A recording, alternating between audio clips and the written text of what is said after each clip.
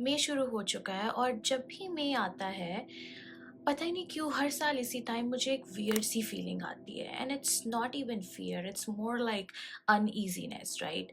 जैसे कुछ ऐसा याद आ जाता है जो इनकम्प्लीट हो या अनरिजॉल्व्ड हो, और हमेशा एक ही केस दिमाग में चलता रहता है जो था इंडिया का सबसे बड़ा मर्डर मिस्ट्री केस। जी हाँ, I am talking about the Aarushi Talwar murder case. मुझे आज भी याद है 2008 में I was very young and Indian media was covering this left and right. बहुत सारे स्पेकुलेशंस थे, बहुत सारे सस्पिशंस थे, बट आज मैं इस वीडियो में सिर्फ उस केस की इन्वेस्टिगेशन और फैक्ट्स शेयर करना चाहती हूँ।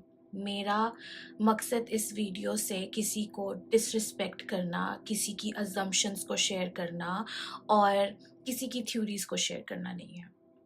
अगर आपको मर्डर मिस्ट्रीज पसंद है, आपको मेकअप करना पसंद है, तो मेरे चैनल को सब्सक्राइब करना मत भूलें।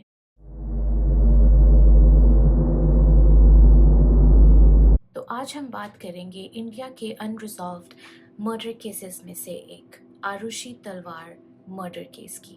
जी हाँ, ये केस अभी तक इंडिया का सबसे बड़ा अनरिजॉल्व्ड मिस्ट्री केस है। और शुरू करने से पहले मैं ये शेयर करना चाहती हूँ कि इस वीडियो का पर्पस किसी को डिसरिस्पेक्ट करना या किसी की अजम्पशंस को शेयर करना नहीं है। मेरा पर्पस सिर्फ इन्वेस्टिगेशन और फैक्ट्स पे रहना है। मई 16, 2008, ये बात है नोएडा की। एक 14 साल की लड़की अपने ही रूम में अपने ही बिस्तर पर डेड मिलती है और उसी घर में एक और बॉडी भी मिलती है। और सबसे स्ट्रेंज बात तो ये है कि इतने सालों बाद भी किसी को कोई क्लियर आंसर नहीं मिला है। हाय, मेरा नाम रूही है और मुझे मर्डर मिस्ट्रीज़ बहुत पसंद है। मुझे मेकअप करना बहुत पसंद है और अगर आपको भी ये दोनों चीज़ें इंटरेस्टिंग लगती है तो मुझे सब्सक्राइब करिए, क्योंकि हर वीक मैं एक ऐसी ही इंटरेस्टिंग स्टोरी लेकर आऊँगी। आरुषि तलवार सिर्फ 14 साल की थी। बहुत ही simple life, normal teenager life, school, friends, homework. ये कह सकते हैं कि just like any other teenage kid, right? उसके पेरेंट्स राजेश तलवार और नुपुर तलवार दोनों ही डॉक्टर्स थे और इससे ये भी पता चलता है कि they were upper middle class, well educated, well settled family. और बाहर से ऐसा लगता है कि इस फैमिली में कुछ कभी गलत हो ही नहीं सकता, और लेट अलोन ऐसा कुछ इतना ट्रैजिक चीज़ तो कभी हो ही नहीं सकती है। और उनकी फैमिली में उनके पास एक हाउस हेल्प भी था जिसका नाम था हेमराज। हेमराज ओरिजिनली था नेपाल से एंड वो उनके घर पर काम करता था as a full time help. तो मतलब कि वो उनके साथ उनके घर पर ही रहता था। एंड ऑनेस्टली सो फार अगर आप ये स्टोरी सुनते हो तो किसी को भी नहीं लगता कि इस स्टोरी में ऐसा कभी कुछ गलत हो भी सकता है। बट हम कहते हैं ना कि जो बाहर से परफेक्ट लगता है वो अंदर से उतना ही ज़्यादा मेसी होता है। 15 मई की रात को सब कुछ नॉर्मल था और ऐसा लग ही नहीं रहा था कि तलवार्स की लाइफ में इतना कुछ ट्रैजिक होने वाला है। आरुषि अपने रूम में थी और डोर अंदर से बंद था। पेरेंट्स अपने रूम में सो रहे थे और फिर सुबह अचानक जब उसका डोर नहीं खुला तो पहली बार एक टेंशन फील हुआ। डोर को ब्रेक किया गया और जो अंदर था वो नॉर्मल नहीं था।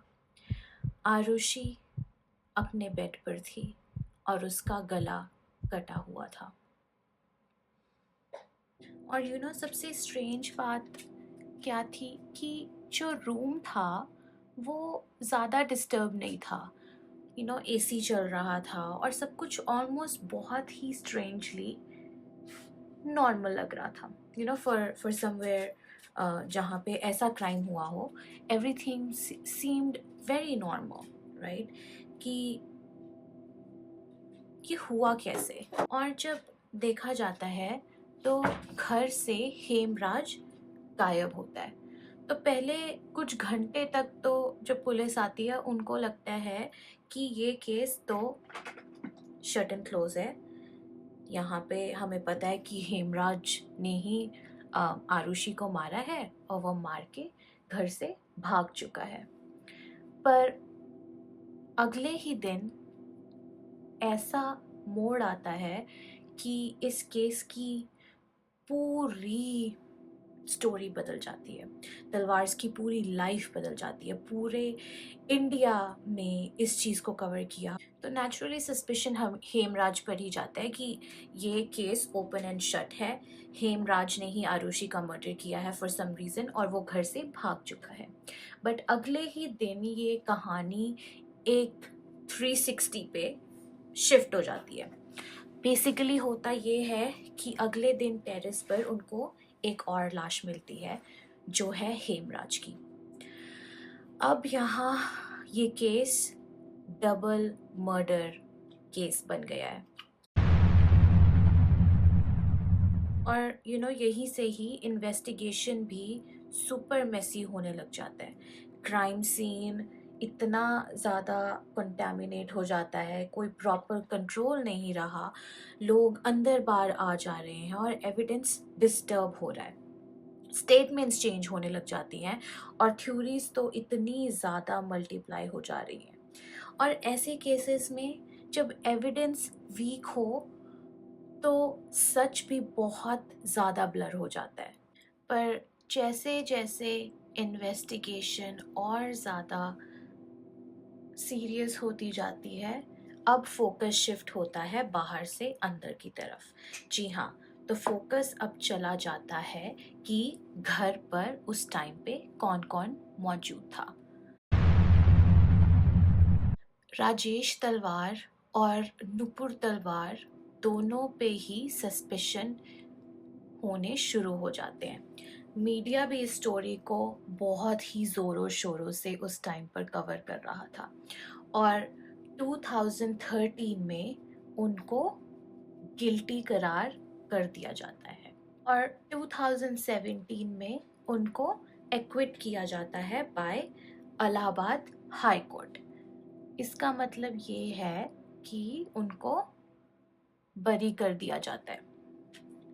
इसका रीज़न ये था कि वहाँ पर डाउट था लेकिन कुछ प्रूव करने के लिए स्ट्रॉन्ग एविडेंस नहीं था, तो इस वजह से उनको जेल से बाहर कर दिया जाता है। और यहीं पे स्टोरी ख़त्म नहीं होती है। आई थिंक यहाँ से स्टोरी और भी ज़्यादा कॉम्प्लिकेटेड हो जाती है। आज भी आरुषि तलवार मर्डर केस सबसे बड़ी मिस्ट्री है जहाँ पे इतने सारे क्वेश्चंस हैं बट कोई आंसर्स नहीं है, जहाँ पे कोई विलन ही नहीं है, बस एक केस है जिसको आज तक डिस्कस किया जाता है। मैं ये जानना चाहती हूँ कि आप लोग क्या सोचते हैं कि उस रात एक्चुअली क्या हुआ होगा। मुझे कमेंट्स में बताना मत भूलें और प्लीज़ इस वीडियो को लाइक और शेयर करें गिवन ये मेरी पहली वीडियो है और हर वीक मैं आपके साथ ऐसे ही मर्डर मिस्ट्री स्टोरीज डिस्कस करूँगी और अगर आपके पास कोई सजेशंस हैं तो प्लीज़ कमेंट करना ना भूलें and I will see you later.